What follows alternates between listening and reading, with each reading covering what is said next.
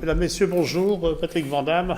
Moi, j'ai la chance de présider un ensemblier de structures associatives, ce que j'appelle des entreprises associatives, que j'ai fondées pour la première en 1994, une seconde en 2002 et la troisième qui a démarré cette année en 2015.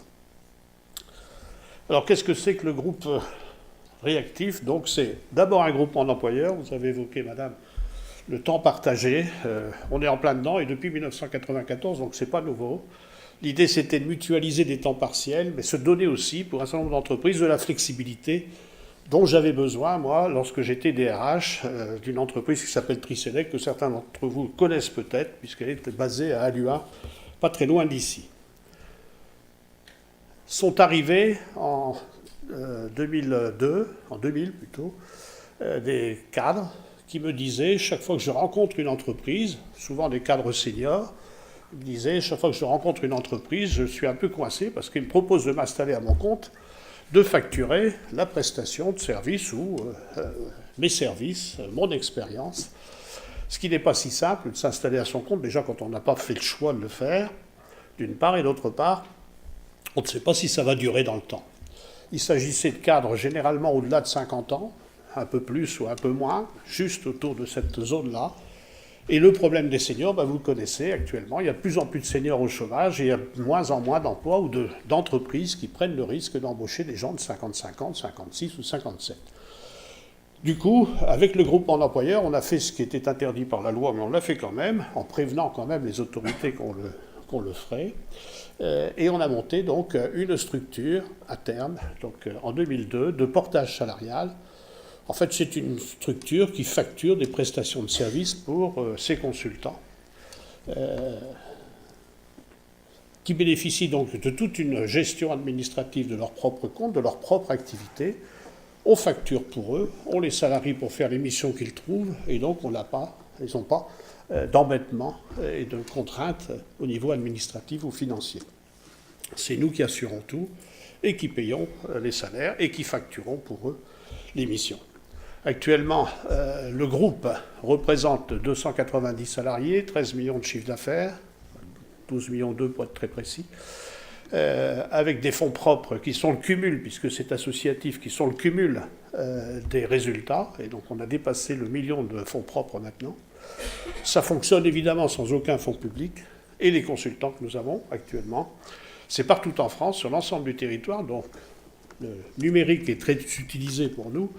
Et en même temps, on en a aussi à l'étranger, je citerai la Suisse, sans transfert de fonds, rassurez-vous, les États-Unis, la Chine, le Cameroun, enfin voilà, un peu partout dans le monde, et donc là aussi avec des assurances d'expatriés de manière à protéger ses salariés.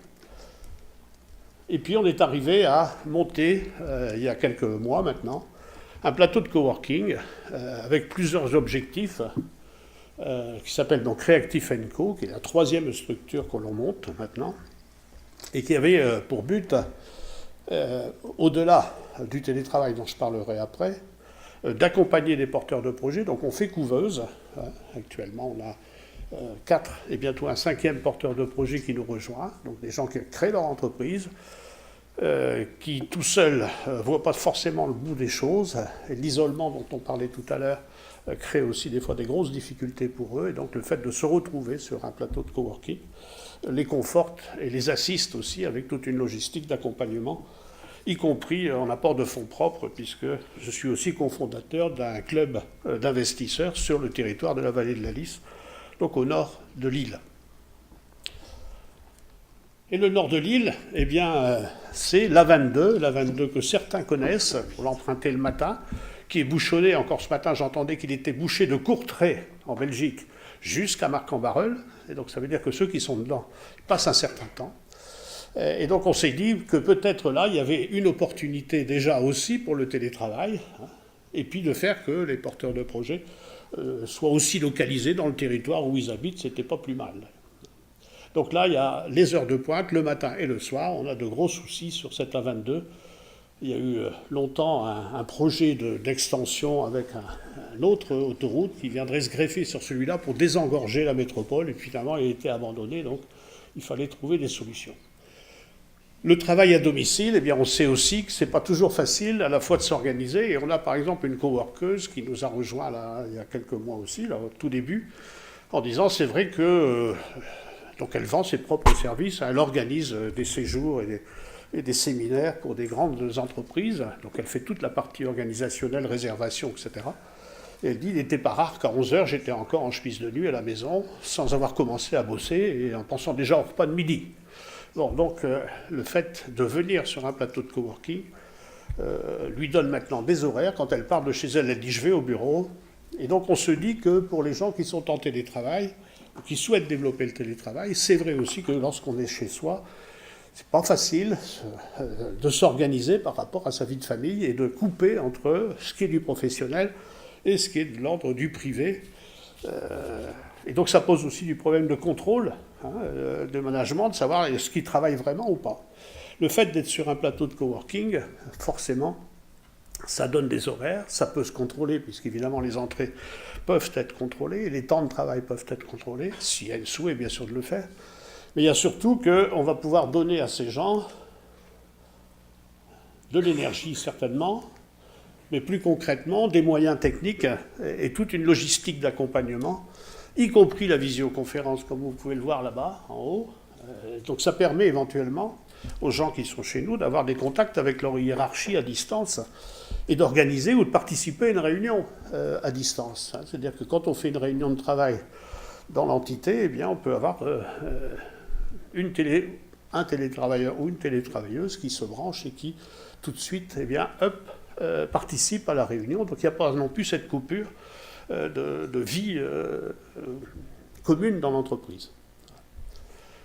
Ensuite, on a souhaité donner des moyens techniques aussi, comme les écrans connectables à 25 pouces. Il est vrai que là aussi, je vois qu'il y a des gens qui ont des tablettes. Monsieur en a une. Et faire un tableau Excel sur une tablette comme ça toute une journée, où il travaillait dessus. Oui, des fois on peut aller sur les portables aussi, mais je pense qu'à la fin de la journée, on a des yeux qui commencent à avoir des soucis. Donc là aussi, on a souhaité, nous, offrir du confort de telle manière à ce que les gens qui viennent en télétravail soient bien. Et un confort, il y a un espace de restauration, il y a évidemment, s'ils veulent passer des coups de téléphone, un espace de téléphonie confidentiel, fermé, donc ils peuvent s'isoler s'ils ont une discussion à avoir avec soit un client, soit avec leur hiérarchie, et qu'ils ne veulent pas que sur le plateau ça s'entende, il y a cet espace-là. Ils peuvent bénéficier de toute une logistique administrative, y compris maintenant une imprimante 3D, bien sûr la Wi-Fi, et puis aussi un service d'accueil, d'information et de coordination de tout ça et de promotion du système qui fait que lorsqu'il y a un souci, eh bien, il y a quelqu'un qui est là pour le régler. Donc s'il y a un problème, il y a forcément quelqu'un pour le régler. Ce n'est pas complètement anonyme dans la structure. Voilà. On peut disposer aussi d'armoires de bureau individuelles, c'est-à-dire que quelqu'un qui vient assez régulièrement peut avoir son propre bureau et en plus sa propre armoire pour y laisser son matériel et pas devoir se balader avec des sacs. Donc l'idée générale, comme vous l'avez bien compris, c'était de donner les moyens les plus optimaux pour que les gens soient bien et se sentent bien dans un espace qui leur est dédié. Voilà.